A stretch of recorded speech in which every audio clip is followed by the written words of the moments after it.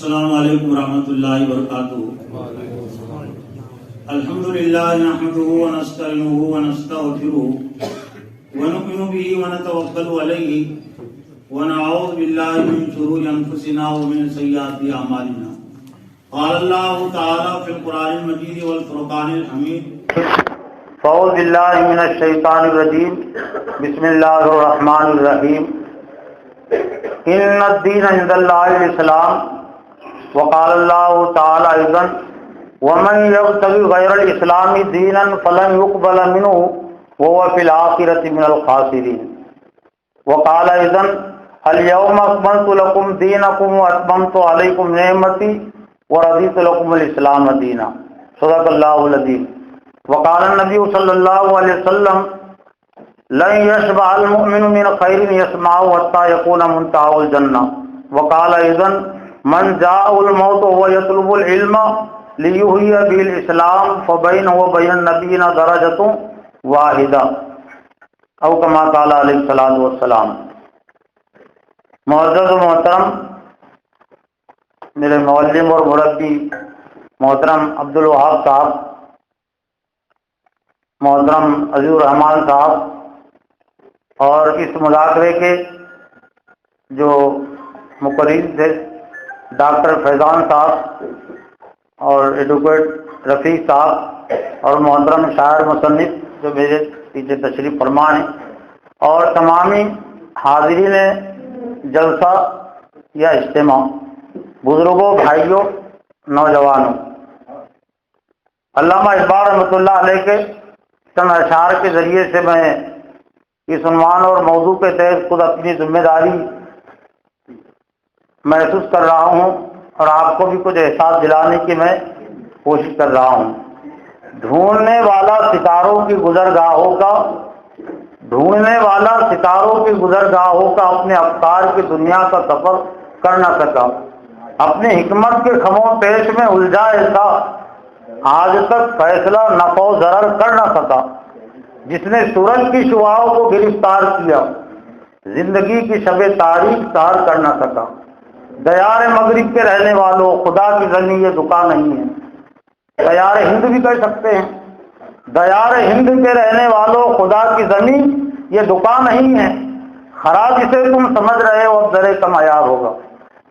تمہاری تہذیب خود اپنے خنجر سے خودکشی کرے گی، تمہاری تہذیب خود اپنے خنجر سے خودکشی کرے گی، جو شاہ کے نازک پہ آشیانہ بنے گا ناپائیدار ہوگا۔ نظر کو خیرہ کرتی ہے چمک تہذیب حاضر کی، یہ صناعی مگر جھوٹے نگوں کی ریزہ کاری ہے۔ بہت ہی اہم عنوان اور موضوع ہیں، لیکن جو عنوان جتنا اہم ہوتا ہے وہ اہم تقاضا بھی کرتا ہے۔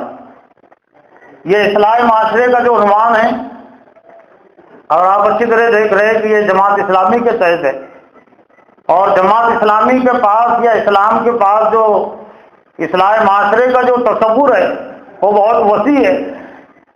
یہ اصلاح معاشرے کی بات کوئی سرسری نوعیت کی نہیں ہے۔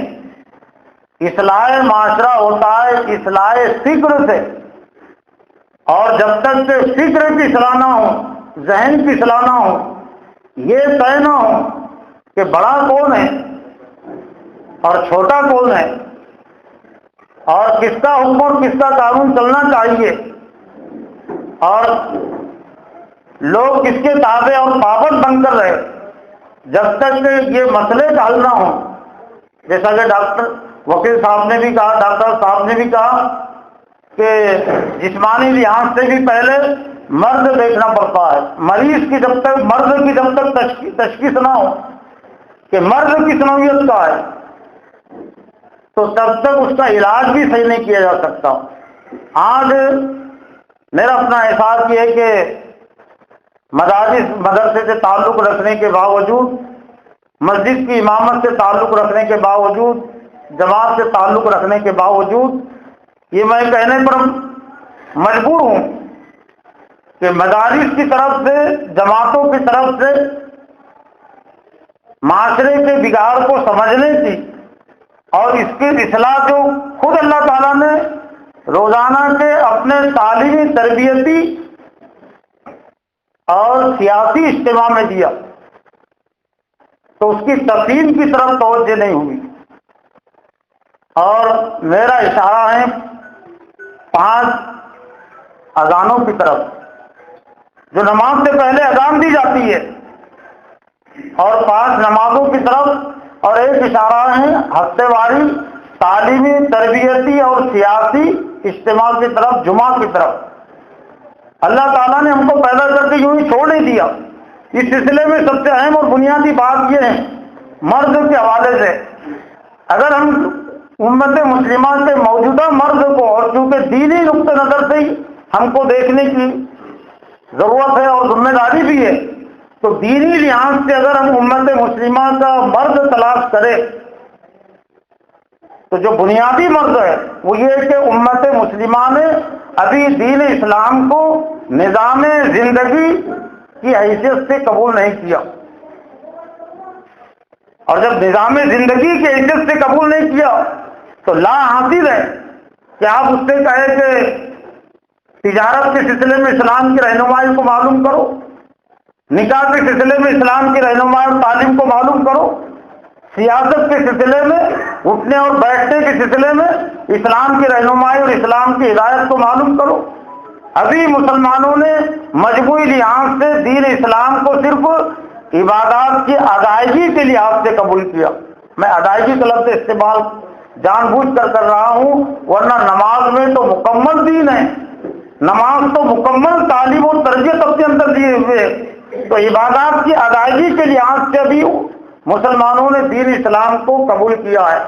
تو گویا کہ اصلاح کے طور پر، فکر کی اصلاح کے طور پر، معاشرے کی اصلاح کے طور پر یہ تحریک مسلم معاشرے میں چلانے کی ضرورت ہے. قرآن مجید سے سورہ بقرہ کی آیت نمبر 208 کی روشنی میں یا ایھا الذین آمنوا ادخلوا فی السلم کافۃ ولا تتبعوا خطوات الشیطان انہ لکم عدو مبین. اسلام میں پورے کے پورے داخل ہو جاؤ. ابھی ہمارا داخلہ ہی صحیح نہیں ہوا، ہم نے اسلام میں داخلے کے فارم کو مکمل بھرا ہی نہیں. داخلے کے فارم کی کیا حیثیت ہوتی ہے؟ کچھ اس کے کالم ہوتے ہیں. جیسے آپ حج کو جانا چاہ رہے ہیں تو حج کا ایک فارم ہوتا ہے، وہ پورے بھرنے پڑتے ہیں، پورے تکمیل کرنے پڑتے ہیں. اسکول میں آپ داخل ہو رہے ہیں تو پہلے وہ فارم تکمیل کرنا پڑتا ہے، تب وہ داخلہ منظور ہوتا ہے، اور یہی ہر معاملے میں ہوتا ہے. تو اگر ہم اسلامی لحاظ سے اگر دیکھیں تو بنیادی طور سے اسلام میں داخلے کے 4 کالم بنتے ہیں: عقائد، عبادات، معاملات اور سیاسیات. تو ابھی مسلمانوں نے اسلام کے داخلے کے فارم میں صرف عقائد کے لحاظ سے کچھ اس کو بھرا کے ٹھیک ہے ہمیں منظور ہے اسلام کے کچھ عقائد، اور عبادت کے کھانے کو ہم نے تسلیم کیا. لیکن جو معاملات ہیں اور جو سیاسیات ہیں، یا تو ہم نے اس کو کوڑا چھوڑ دیا، خالی چھوڑ دیا، یا بھرا. تو وہ ہمارے معاملات رہیں گے جو خاندان سے چلے آ رہے ہیں، جو معاشرے میں تجارت چل رہی ہے، جو معاشرے میں نکاح کا عمل جاری ہے، وہ ہمیں منظور ہے. اور معاشرے میں جو سیاست چل رہی ہے تو وہ سیاست ہمیں منظور ہے. تو پھر داخلہ ہی معتبر نہیں ہوا نا. تو امت مسلمہ میں اسلام میں تکمیل داخلے کی تحریک چلانے کی ضرورت ہے کہ ادخلوا فی السلم کافۃ، اسلام میں پورے کے پورے داخل ہو جاؤ. اور اس کی آسانی کے لیے کہ مکمل دین اسلام تمام مسلمانوں کی فکر کا اور ان کی زندگی کا حصہ بنے رہے، ان کی تعلیم و تربیت کا حصہ بنے رہے. تو اللہ تعالیٰ نے 5 وقت کی جو اذانیں ہیں تو اذانوں میں اس کا انتظام کر دیا. لیکن اذان کے تعلق سے 2 بڑی غلط فہمیاں کہ اذان یہ نماز کی اصطلاح ہے. اللہم رب هذه الدعوة التامة، یہ دعا ہے نا، اذان کے بعد کی دعا ہے اللہم رب هذه الدعوة التامة، اے اللہ اس مکمل دعوت کے رب. تو مکمل دعوت کی حیثیت سے بھی اذان تو ہم نے قبول نہیں کیا. سمجھانے والوں نے، سکھانے والوں نے ابھی اذان کو مکمل دعوت کی حیثیت سے قبول نہیں کیا. تو یہ غلط فہمی ہے کہ یہ صرف نماز کی اصطلاح ہے، نماز کہ اصطلاح کا صرف ایک ہی کلمہ ہے حی علی الصلاح جو 2 مرتبہ دہرایا جاتا ہے، باقی جتنے کلمات ہیں وہ اسلام کی عظیم تر دعوت پر، مکمل دعوت پر مشتمل ہے۔ دوسری غلط فہمی اذان کے تعلق سے کہ یہ اذان کا تعلق مؤذنین سے ہے، عام لوگوں سے اذان کا کیا تعلق؟ کہ اذان کا جواب دینا واجب نہیں ہے۔ اذان کا جواب دینا مردوں کے لیے بھی واجب ہے، خواتین کے لیے بھی واجب ہے۔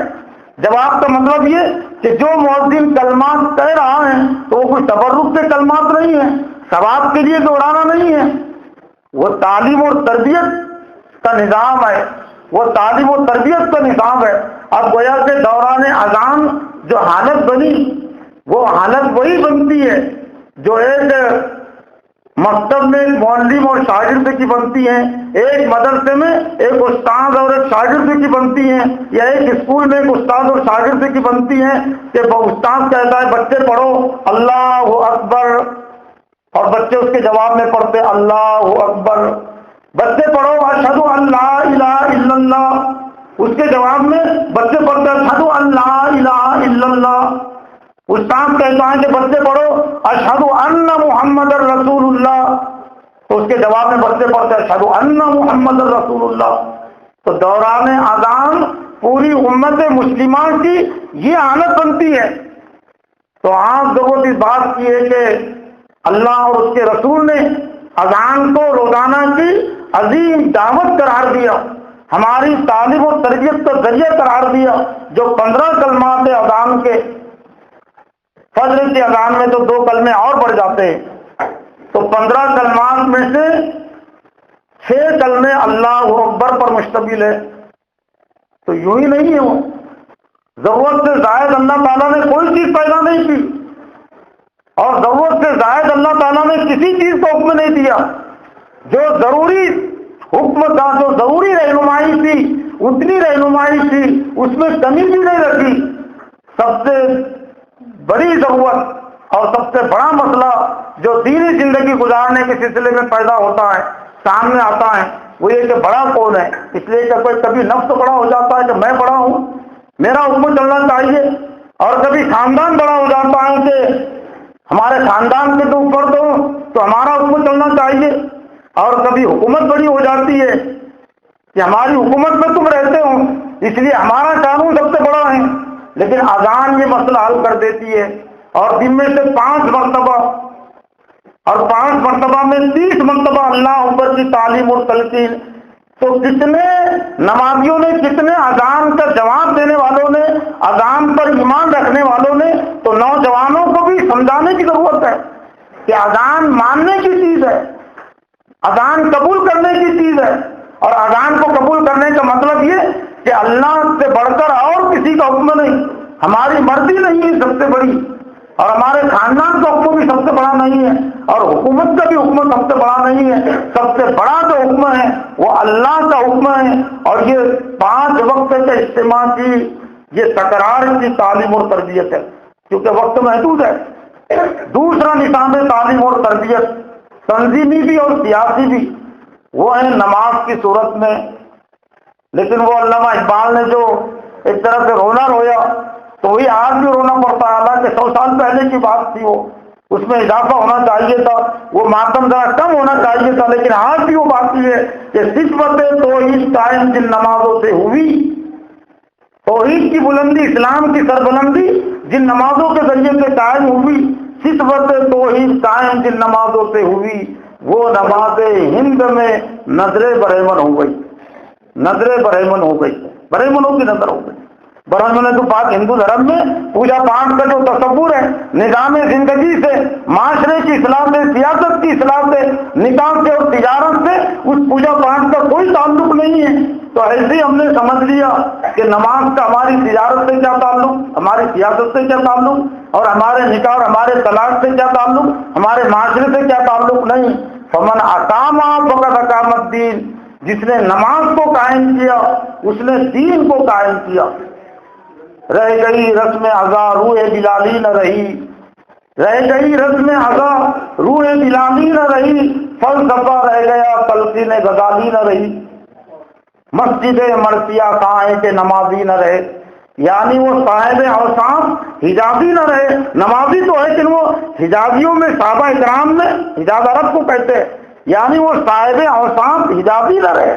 صحابہ اکرام میں وہ جو نماز کی صفات تھی، نماز کے تقاضے ان کی زندگی میں تھے، وہ تقاضے آج ہمارے ذہن و دماغوں سے نکل گئے۔ تو دوسرا نظام تعلیم اور تربیت اذان کے بعد وہ ہے 5 وقت، لیکن نماز کے تعلق سے بہت افسوس کے ساتھ کہنا پڑتا ہے آج ہم نے نماز کو اتنی اہمیت نہیں دی جتنی ہم ہمارے امام کو اہمیت دیتے ہیں۔ نماز میں کیا اللہ کی تقریر نہیں ہوتی، اللہ کا بیان نہیں ہوتا؟ تو ہم کو ہمارے اجتماعات کی تو فکر ہے کہ ہمارے اجتماعات میں جو تقریریں ہوتی ہیں، بیانات ہوتے ہیں، لوگوں نے ان کو سننا چاہیے، سمجھنا چاہیے اور اس پر عمل کرنا چاہیے۔ لیکن یہ 5 وقت کی نمازیں، یہ 5 اجتماعات ہے اللہ اور اس کے رسول کی طرف سے، اور اس میں سب سے زیادہ مرتبہ کیا ہے؟ اس میں بھی سب سے زیادہ مرتبہ اللہ کی تعلیم اور تلقین ہے، جس طرح سے اذان میں، اس لیے کہ سب سے بڑا مسئلہ وہی ہے کہ لوگ آج بھی بڑائی کی بنیاد پر جنگیں ہوتی ہے دنیا میں، گھروں میں جنگ اس بنیاد پر ہوتی ہے۔ آج زیادہ تر جو جھگڑے ہیں معاشرے کے، یہاں تک کہ جماعتوں کے جھگڑے، وہ یہی انا کی بنیاد پر ہے۔ تو انا فنا ہو، کوئی بڑا نہیں ہے۔ اللہ اکبر ایک ہی رکعت میں 6 مرتبہ اللہ اکبر کی تعلیم اور تلقین، اور اگر بڑائی کو ہم وسیع پیمانے پر سوچے تو سبحان ربی العظیم اور سبحان ربی الاعلیٰ بھی اللہ اکبر سے کم نہیں ہے۔ ایک رکوع میں 3 مرتبہ سبحان ربی العظیم، ایک سجدے میں سبحان ربی الاعلیٰ 3 مرتبہ، 2 سجدے ہوتے ہیں، تب وہ 2 سجدے تو مطلب 6، ایک رکوع کا 9 اور یہ 6 اللہ اکبر سے ایک ہی رکعت میں 15 مرتبہ اللہ کے حکم کی بڑائی کی تعلیم اور تلقین۔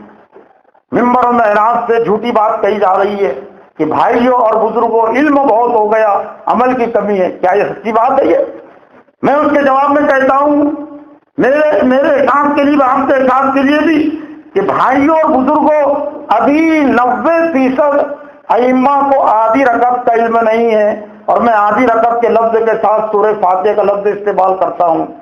سورہ فاتحہ پڑھنے سے مکمل رکعت کی قرات نہیں ہوتی، اس کے ساتھ ایک سورت لگانی پڑتی ہے۔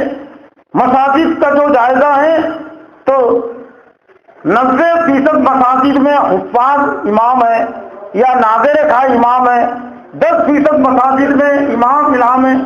یہ آدھی رکعت کا علم بھی اگر ہو جائے نمازیوں کو تو آدھی رکعت میں وہ تاثیر ہے، وہ قوت ہے جو اس کی زندگی کو بدل کر رکھ دے۔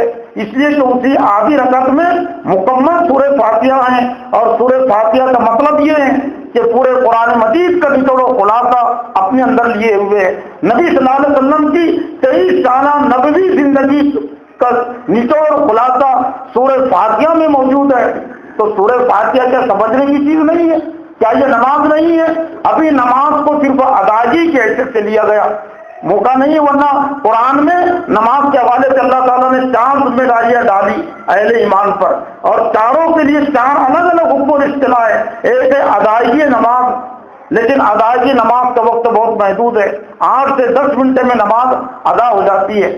اور دوسری ذمہ داری ہے نماز کی حفاظت۔ نماز کی حفاظت کا مطلب یہ کہ جو کچھ ہم نے نماز میں پڑھا اور سنا تو اس کو یاد ہم رکھے، حفظ سے حافظ کا تعلق حفاظت۔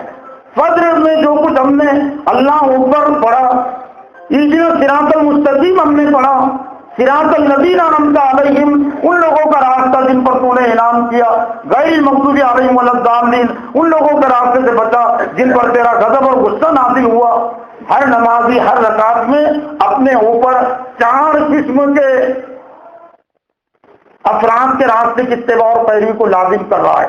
صراط الذین انعمت علیہم ان لوگوں کا راستہ جن پر تو نے انعام کیا، اور پھر اللہ تعالیٰ نے سورہ نساء میں وہ انعام یافتہ بندوں کی فہرست بیان کر دی، وَمَن يُطِعِ اللَّهَ وَرَسُولَهُ فَأُولَٰئِکَ مَعَ الَّذِینَ أَنْعَمَ اللَّهُ عَلَیْہِم مِّنَ النَّبِیِّینَ وَالصِّدِّیقِینَ وَالشُّہَدَاءِ وَالصَّالِحِینَ۔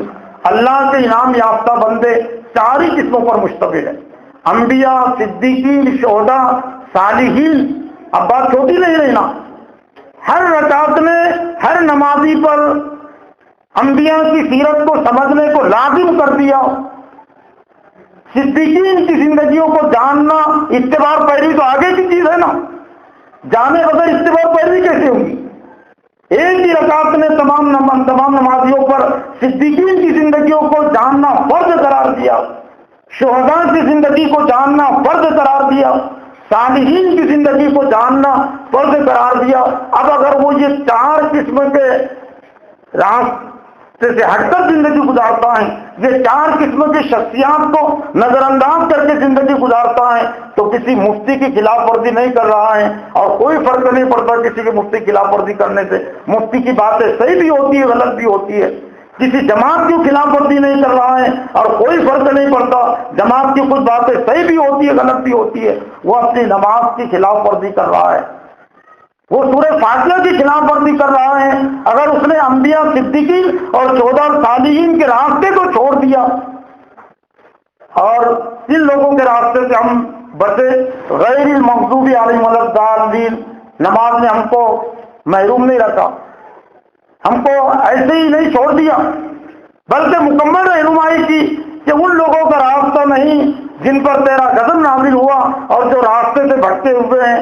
سب مترجمین نے ترجمہ کیا، مراد یہود و نصارہ، مشرکین، منافقین، مفسدین اور جتنے بھی بے دین نظریات ہیں اور جتنی بے دین پارٹیاں ہیں، وہ سب کے سب یا تو ضالین میں آتی ہے یا مغضوب میں آتی ہے. اب بات چھوٹی نہیں رہی نا. ایک نمازی کسی گمراہ شخص کے پیچھے جس کی پالیسی قرآن و حدیث کے مطابق نہیں ہے، وہ اس کے پیچھے نہیں چل سکتا. لیکن احساس اس کو اس لیے نہیں ہے کہ ابھی نماز کی تفہیم نہیں ہو سکی. تو نماز کا ایک بنیادی تقاضا ہے نمازوں کو ادا کرنا، لیکن نماز کے حوالے میں 5% اس کا کردار ہے. اس لیے کہ 1.25 گھنٹے میں 5 نمازیں ادا ہوتی ہے، تو 24 گھنٹوں میں جو 1.25 گھنٹے کا تناسب تقریباً 5% نکلتا ہے. باقی 95% کا جو تعلق ہے نماز کے حوالے سے وہ ہے نماز کی حفاظت. اور یہ قرآن مجید میں یہ بھی ذمہ داری ڈالی گئی، وہ اعلیٰ صلوات یحافظون، اور وہ اپنی نمازوں کی حفاظت کرتے ہیں. اور اس کی معنیت اس لحاظ سے اور جب پڑ جاتی ہے مولانا کہ جہاں سے بات شروع ہوتی ہے سورہ مومنون کے پہلے رکوع سے، تو پہلی آیت کے بعد آ گئی تھی کہ قد افلح المؤمنون الذین هم فی صلاتہم خاشعون، کہ کامیابی کو پہنچ گئے مومن جو اپنی نمازوں کو خشوع و خضوع کے ساتھ ادا کرتے ہیں. لیکن خشوع و خضوع کے ساتھ ادا کر لینا کافی نہیں ہے.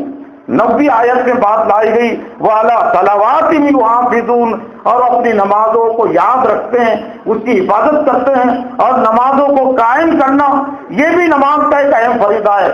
اور نماز کو قائم کرنے اور ادا کرنے میں کیا فرق ہے؟ خود قرآن مجید کے آیت سے بات واضح ہو جاتی ہے. 21ویں پارے کی پہلی آیت سے اقیم الصلاۃ ان الصلاۃ تنہی عن الفحشاء والمنکر، کہ نماز قائم کرو، بے شک نماز روکتی ہے منکر اور فحش کاموں سے. کون سی نماز مراد ہے؟ ادائیگی والی نماز مراد ہے. ادائیگی میں تو معروف بھی نہیں کر سکتے نا. نماز کی حالت میں آپ سلام بھی نہیں کر سکتے، سلام کا جواب بھی نہیں دے سکتے، کوئی نیکی کی تلقین نہیں کر سکتے. تو کیا اللہ کو مسئلہ معلوم نہیں تھا کہ بے شک نماز روکتی ہے منکر فحش کاموں سے؟ اور عام طور پہ نماز مسجدوں میں ادا ہوتی ہے، وہاں کون سا فحش کام ہوتا ہے، کون سی بے حیائی کی مجلس ہوتی ہے؟ یہ نماز قائم کرنے کی جو بات ہے یہ وہ نماز ہے جو سلام پھیرنے کے بعد ادا ہوتی ہے، مارکیٹ میں، دکان میں، تجارت میں، سیاست میں اور نکاح کے عمل میں. تو وہاں نماز کو قائم کرتے ہیں. نماز کو قائم کرنے کا مطلب اللہ اکبر کو قائم کرنا، اہدنا الصراط المستقیم کو قائم کرنا، ایاک نعبد و ایاک نستعین کو قائم کرنا. اور نماز کا ایک اہم اور بنیادی تقاضا ہے. اور آج دینی زندگی اس لیے مشکل ہو گئی کہ ہم مدد نہیں لے رہے ہیں. نماز سے مدد لینا بھی فرض ہے. وَاسْتَعِينُوا بِالصَّبْرِ وَالصَّلَاةِ وَإِنَّهَا لَكَبِيرَةٌ إِلَّا عَلَى الْخَاشِعِينَ، لیکن لوگوں نے نماز پڑھنے کو نماز سے مدد لینا سمجھ لیا. الگ الگ حکم ہے. یہ سورہ بقرہ کے 5ویں رکوع کو آپ دیکھ لیجئے. 5ویں رکوع میں سورہ بقرہ کی 45ویں آیت میں وَأَقِیمُوا الصَّلَاةَ وَآتُوا الزَّکَاةَ وَارْکَعُوا مَعَ الرَّاکعِینَ، نماز قائم کرو اور زکات دو جھکنے والوں کے ساتھ. اور 47ویں آیت ہے وَاسْتَعِینُوا بِالصَّبْرِ وَالصَّلَاةِ وَإِنَّهَا لَكَبِیرَةٌ إِلَّا عَلَى الْخَاشِعِینَ، اور مدد لو صبر اور نماز سے، لیکن بہت بھاری ہے. نماز پڑھنے کو بھاری نہیں کہا گیا. 80 سال کا بوڑھا بھی ادا کر سکتا ہے، 10 سال کا بچہ بھی ادا کر سکتا ہے. نماز کی مدد لینے کا مطلب یہ کہ نماز میں جو کچھ تم نے پڑھا، جو کچھ سنا تو زندگی گزارنے کے سلسلے میں مدد لو، لیکن آج زندگی گزارنے کے سلسلے میں ہم مدد نہیں لے رہے۔ مدد آپ لیں گے تو کبھی نفس ناراض ہو جاتا ہے، کبھی بیوی ناراض ہو جاتی ہے، کبھی خاندان ناراض ہو جاتا ہے، کبھی حکومت ناراض ہو جاتی ہے۔ لیکن اگر اللہ کا ڈر الا علی الخاشعین، اللہ کا ڈر رکھنے والوں پر یہ بھاری نہیں ہے۔ اور بس چونکہ وقت ہو گیا، لیکن یہ تو دو اجتماعات ایسے ہیں، اذان اور نماز جو 5 وقت کے لیے، لیکن ایک ہفتے واری اجتماع بھی ہے نماز جمعہ، اور اس میں بھی بہت اہم تعلیم اور تربیت ہے۔ اگر ائمہ حضرات اگر منصوبہ بندی کے ساتھ اگر لوگوں کی رہنمائی کرے تو 51 جمعے آتے ہیں، اور دین کے تمام اہم عنوانات اور موضوعات وہ 51 عنوانات میں آ سکتے ہیں۔ اور خطبہ ثانیہ میں نبی صلی اللہ علیہ وسلم پر درود و سلام، خاص طور سے خلفائے راشدین کا تذکرہ، وہ کیوں ہے؟ وہ اس لیے ہے کہ وہ خلافت کی جو تاریخ اور تحریک ہے وہ تازہ رہے ہمارے ذہن و دماغوں میں۔ حضرت ابوبکر صدیق صرف نمازی اور صرف تہجد گزار نہیں تھے، وہ خلیفہ بھی تھے۔ حضرت عمر فاروق کا تذکرہ یوں نہیں ہے، اور بھی تو خلفہ تھے نا۔ حضرت عمر فاروق نمازی بھی تھے، تہجد گزار بھی تھے، داعی بھی اور خلیفہ بھی تھے۔ حضرت عثمان رضی اللہ تعالیٰ عنہ نمازی تھے، تہجد گزار تھے اور خلیفہ بھی تھے۔ حضرت علی رضی اللہ تعالیٰ نمازی تھے، داعی تھے، خلیفہ تھے۔ اور کتنی اہمیت ہے خلافت کی، دینی اقتدار کی، اسلامی سیاست کی کتنی اہمیت ہے۔ 4 خلفاء میں سے 3 شہید ہوئے، تو خلافت بھلا دینا چاہیے تھا مسلمانوں نے کہ یہ ایسی کون سی خلافت کہ 4 خلفاء میں سے 3 شہید ہو گئے، اور ایک امامت کی حالت میں شہید ہوئے۔ حضرت عمر فاروق دوران فجر کی امامت میں ان کو نیزہ مارا گیا تھا۔ حضرت عثمان رضی اللہ تعالیٰ عنہ کو قرآن پڑھتے ہوئے شہید کیا گیا۔ حضرت علی رضی اللہ تعالیٰ عنہ مسجد میں داخل ہو رہے تھے۔ تو یہ اتنی اہم ہے کہ تمہارے 4 خلفاء میں سے 3 خلفاء نے اس کے لیے جانیں دی ہے۔ کیا ہماری جانیں عزیز ہو گئی کہ ہم نے اسلامی سیاست اور اسلامی خلافت کا نام لینا چھوڑ دیا؟ ہماری جان سے زیادہ حضرت عمر فاروق کی جان عزیز تھی، حضرت عمر صدیق کی جان عزیز تھی، حضرت عثمان کی جان عزیز تھی، اور حضرت علی کی جان عزیز تھی۔ تو یہ خطبہ ثانیہ میں یہ تذکرہ یوں ہی نہیں ہے، وہ خلافت کی جو تاریخ ہے وہ تحریک ہے۔ تو موجودہ تحریک اور موجودہ تاریخ کو بھی ہم اس سے جوڑنے کی فکر و کوشش کریں۔ تو محترم رفقا اکرام، ذمہ دار حضرات، ضرورت اس بات کی ہے کہ یہ اسلام معاشرے کا کام یقیناً ذرا مشکل ہے، لیکن اگر ہم نے اپنے آپ کو اور مسلم نوجوانوں کو، مسلم معاشرے کو اذانوں کے پیغام سے جوڑ دیا، نماز کے پیغام سے جوڑ دیا، جمعہ کے پیغام سے جوڑ دیا، تو یہ کام بہت آسان بھی ہے۔ یہ تقریریں تو زیادہ بھی یہ تقریر نہیں رہنے والی ہے، لیکن اذان سے آپ نے جوڑ دیا تو 5 مرتبہ یہ اذان اس کو یاد دلائیں گی، 5 مرتبہ نمازیں ان کو یاد دلائیں گی، اور ہفتے میں 1 مرتبہ نماز جمعہ ان کو اپنی ذمہ داریاں یاد دلائے گا۔ اللہ سے دعا ہے کہ اللہ تعالیٰ مجھے بھی اور آپ کو بھی اللہ تعالیٰ کی